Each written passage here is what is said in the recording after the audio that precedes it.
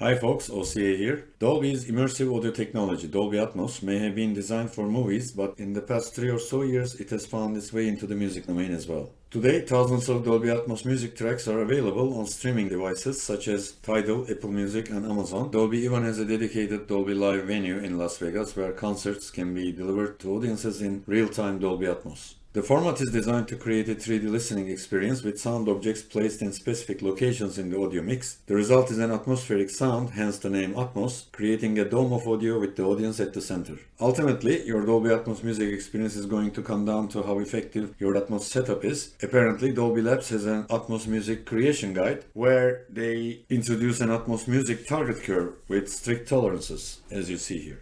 It's possible to manipulate Audyssey Calibration to mimic that curve with special filters designed to avoid any degradation in the sound quality, and this is what this video tutorial will be about. You will measure your room with Room EQ Wizard in multiple microphone positions around the listening area, time align and vector average them for each speaker, and create the eventual speaker responses to be corrected. You will use the multeq editor app to bypass Audyssey correction completely and force Audyssey to apply the corrections we will create in this tutorial.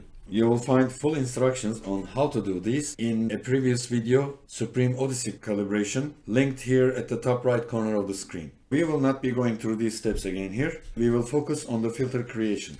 Apart from the target curve difference, there are some other minor differences in this technique. First of all, we will use 9 cycles of frequency-dependent windowing instead of 15 to avoid overcorrection, which may degrade the sound quality. Instead of psychoacoustic smoothing, we will use variable smoothing, so we don't apply sharp corrections at the high frequencies, also allowing Audyssey to be able to achieve better precision in the bass filters, as it uses a frequency warping technique to focus its limited FIR taps to where it's needed most. We will use 250K sweeps with center speaker as acoustic reference instead of the short 128K sweeps in the previous video, so as to increase signal to noise ratio and accuracy of the measurements. The link to those Atmos sweeps as well as the official Dolby Atmos music target curve, which I have adapted for REW, are provided in the link at the top right corner of the screen.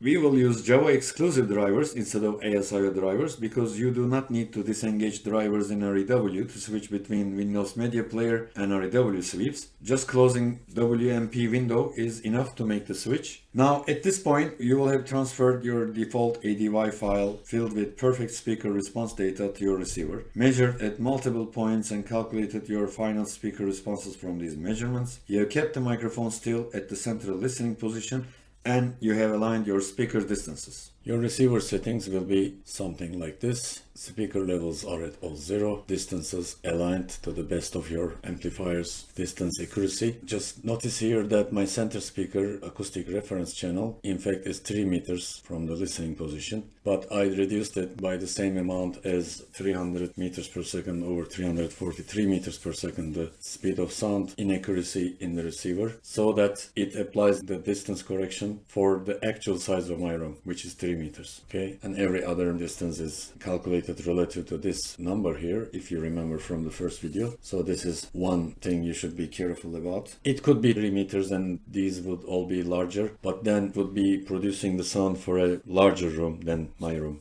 And Audyssey settings, as in the first video, reference dynamic EQ 10 dB. You could also use 15 dB here because it might be more suitable to certain kind of music if you take Audyssey's advice, but it is adjustable. Just make sure you take the measurements at the highest volume level you listen to and keep the setting the same throughout the measurements. Now you have time aligned everything. You have new measurements for that. Hopefully 128K measurements, which I will also provide because they have better timing, and LFE channel measured by REW sweeps rather than the Atmos sweeps, because the Atmos LFE channel sweep has a crossover at 120 Hz, which changed its timing a little bit. So better use REW sweep just for the LFE channel. Every other channel you can use the Atmos sweeps or exchange between them as you wish. Now first we have to do a little alignment. You have your time aligned measurements here while you're doing impulse checks.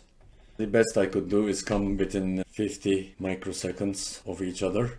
They are not exactly on top of each other. These are measurements I did when the microphone was at the central listening position. So the measurements are not the measurements I will use for correction. The correction measurements are the vector averages of different microphone position measurements. So we have to align the timing of all these measurements to this one. Let me upload those instead. These are the averaged measurements with frequency dependent windowing 9 cycles and variable smoothing.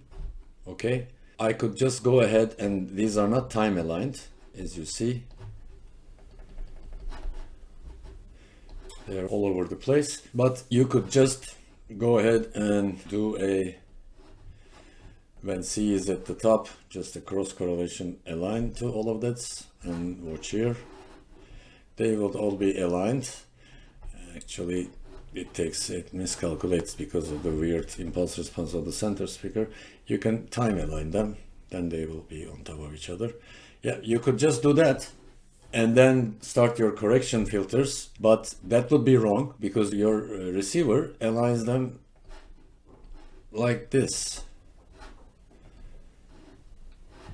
Okay, so what you have to do is, when these are in place, these are your timing measurements and these are your actual average measurements.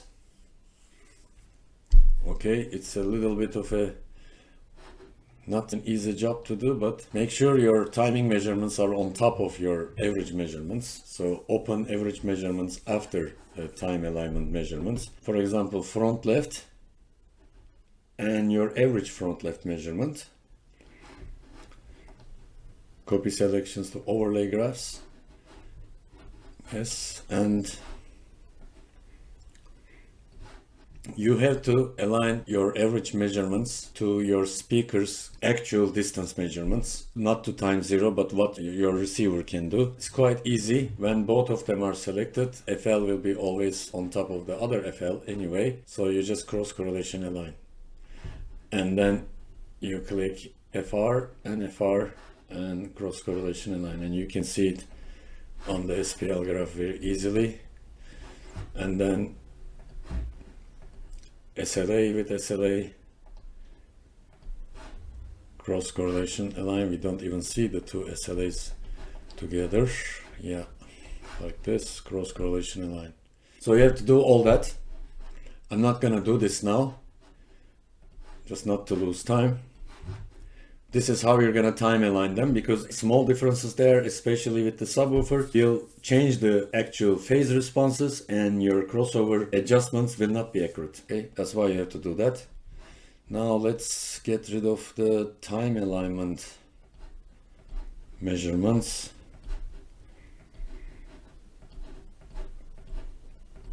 I think these are all. Remove selected measurements, yes. And just simply select all, copy to overlays, and cross correlation align. Let's see what happened. Not good. Time align. Yeah. Now the subwoofer ran away. Cross correlation align again. Okay, let's suppose this is the receiver inaccuracy here, okay, a little bit, but you will time align them with the method I just explained. Now we can start the corrections. First thing we have to do is one of our front speakers, front left or front right, they will be very similar and they are the strongest speakers in your system, and most of the music will come from these two anyway. You have to check the SPL average of front left speaker, going to SPL and phase.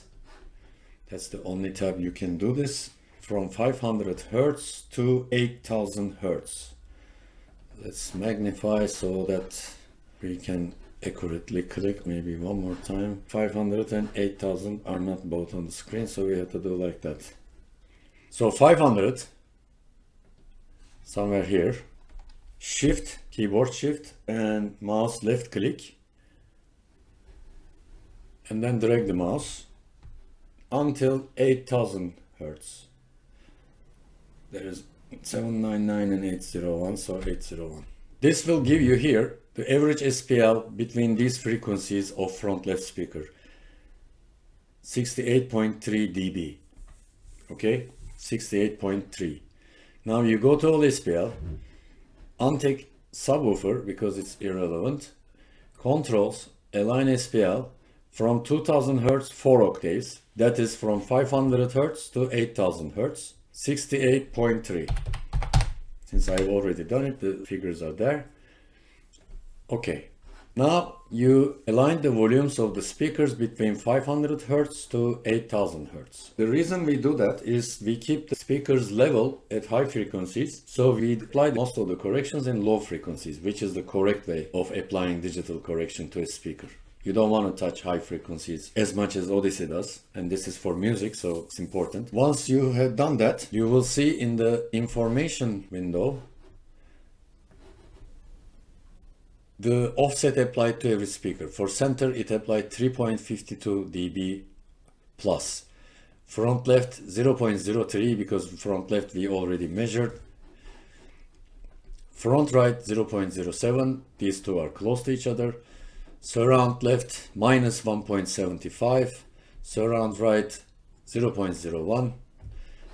Top front left 3.75, etc. So now you will apply these corrections from measurement actions SPL offset.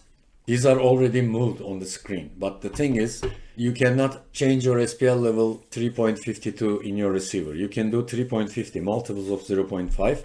So you have to deduct 0.02 minus 0.02. Don't press tab key, then it will lose one digit. When it is like that, just add offset to data. It is moving, although you don't see it. Now, C is 3.50 dB, 0.02 less than what is shown here, increased in volume. Go and do the same in your receiver setting. Level center 3.5. Set. Is there a way to use both of them here? No. Okay. Now, front left, 0.03 dB. We will not apply anything here. It's 0, but we will deduct here minus 0.03. Add offset to data. Front right, 0.07. Again, it's 0. We don't apply anything, but we deduct minus 0.07.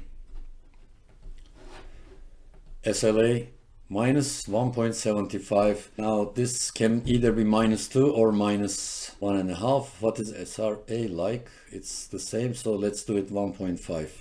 Surround left is minus 1.5. Set, and here you need to add 0.25 so that this is also minus 1.5 rather than 1.75. SRA stays the same, but you have to add 0.01. TFL 3.75. Interesting, everything is 75 today. What is TFR like? 376. Interesting. Okay, we apply 4 to both of them. TFL 4 dB and TFR 4 dB. Set, and this one gets an additional 0.25 and TFR gets an additional 0.24. Now TRL 1.97, 2, so I add 0.03 here. Again, if you click tab, press tab here, it becomes 0. Then you can't adjust it. So 0.03 and then add offset to data. And you have to increase TRL by 2 dB. And finally, TRR 1.57, which is 1.5. So you deduct minus 0.07 and increase it here 1.5. Set. Now, in our receiver and in the measurements, they are all SPL aligned from 500 Hz to 8000 Hz, except for the subwoofer. Now, the subwoofer, from clear selections, FL and FR, you create an RMS average, go to EQ, and target settings, calculate level from response, and generate measurement from target shape. So this is the Dolby Atmos music target curve. It's a bit pointy. We generated the target curve. Now what we will do is the subwoofer and the target.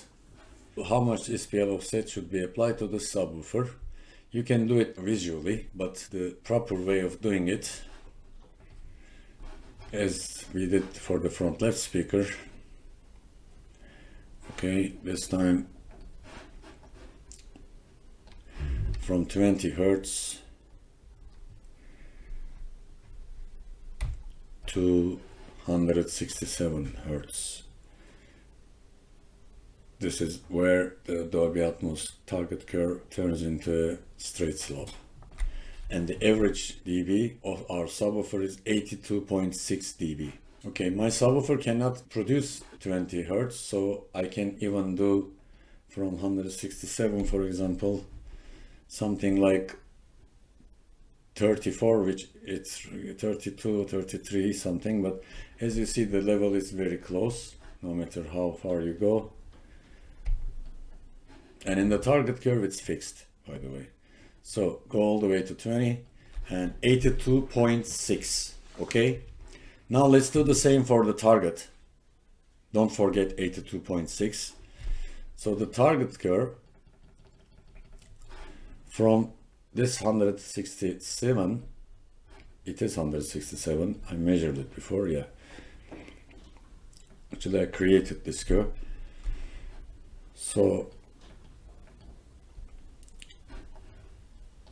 from here, shift, left click, drag all the way to 20, and as you see, the average volume is 71.4 everywhere, 71.3 finally, doesn't change much, all around it's 71.3. Can you read? I don't know. It's a very special target curve. 71.3. Of course, I forgot subwoofer. Was it 83.6? Okay, let's say so. 83.6 minus 71.3, it's 12.3 dB offset to subwoofer. Okay, said but true. We can't do 12.3, we will do 12.5, or let's just do 12, because I think you cannot do more than 12. My subwoofer has been very loud. So this is the subwoofer setting. We did something wrong, because it's gotta be something like this. Probably it was... Okay, you got the message. And it will be a multiple of 0.5, and you have to go and do the same here. Okay, I think it's now 11. Yeah, let's make it 11, and this one also 11. This is the technique. Now we have all the speakers adjusted. Time to correct them. Just to show you one. This is FL, this is target. Let's name this just target.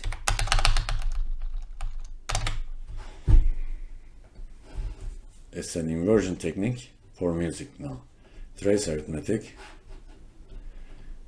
Front left speaker divided by target with 0 regularization. And in the new REW, it comes something around at minus 40s. It's 110 dB below the measurement, doesn't matter. And then this division inversed with 1 over A, but because you're going to import them as custom curve points, you don't need the phase information. It's going to be hard to get rid of. So pick this one, 1 over absolute A, magnitude A. So this will not have phase information. And regularization, 25%, which means minimum dip boost possible. It will try not to boost any dips, but it will have to match the response. It will apply some boost to certain dips that can be applied a boost without degrading the sound. Generate. So this comes around at 0 dB. Here is the correction. And you have to apply an offset of 3 dB for it for mathematical reasons. Otherwise, you will just lower the general overall volume of your speaker. It will be the same correction, doesn't matter. You have to add 3 dB offset to everyone. Okay? And you do this for every other speaker. FR over target, A over B, 0%. When you start this, go through all of them. So you don't have to change regularization every time.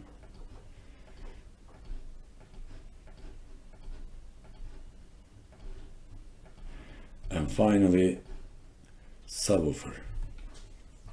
And now start inverting them from the second, this one of course, 1/A magnitude, 25%,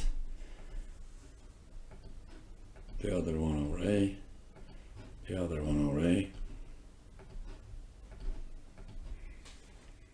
so on and so forth. Now these are your corrections that you have to export and create custom curve points. And to test the result of one, here is the first division we made, this one, 1/A magnitude A. Okay, trace arithmetic FL times 1/A magnitude A, and target was here, of course green, all of them, and vector multiplication, which is applying the correction to the speaker as Audyssey will hopefully do, and this is your resulting response. Very smooth correction to high frequencies and complete correction to the bass peaks. Same will happen to every speaker, and at the end, as you can see here, FR times this one, I think. Oh, I forgot to add 3 dB, but we can also add it to the result. 3, and then now this one at 3 dB, this one at 3 dB. So I will do a couple of more. Result of surround left, result of surround right, I think. As you can see here, your results will be, this is the final FL, this is the final FR, was that C? Yes, yeah, SL. Why did I skip? Center speaker is not known. This is your target. And if you remove the ugly uncorrected FL from the equation, you can see that it follows the target curve all around and doesn't correct for the dips, but this will sound better than any other Audyssey sound you've ever tested. And when you apply the correction and remeasure your speakers, your response will be more or less the same. Maximum 0.5 dB difference, which you should adjust, a final SPL adjustment, but you will probably end up not adjusting anything if you use the same receiver volume level. If you drop down the level, dynamic EQ will boost bass and high frequencies, so you will get a very different curve. So keep level the same, then they will be exactly on the target. And when you increase the volume higher than that, then there will be drops in the bass and high frequencies. That's why I wanted you to measure the speakers at the highest volume you listen to your system. To add custom curve points, just select all the corrections on the screen, which are 1/A magnitude A divisions. Where are they? Here. When they're all selected, you can go to export as text and custom range 20 to 20,000. Custom resolution, you can keep it at 96. You can upload up to 65,536 custom curve points to multeq app. So even if you use this one, you might get away with it, but better keep it limited. And no smoothing, it's variable smoothing already, as you see. And smoothing of measurement will be ticked here. These two are by default like that. Do not include any comments is ticked, and then OK, and then it's going to ask you for a folder, and then you just select it. Very interestingly, they are there. Yeah, because I didn't name them, because they all had the same name, it was writing over each other, so don't do that. You have to obviously call these C and FR and whatnot. And that's all. Thanks for watching, and don't forget to subscribe, and remember, there is always room for improvement. Bye.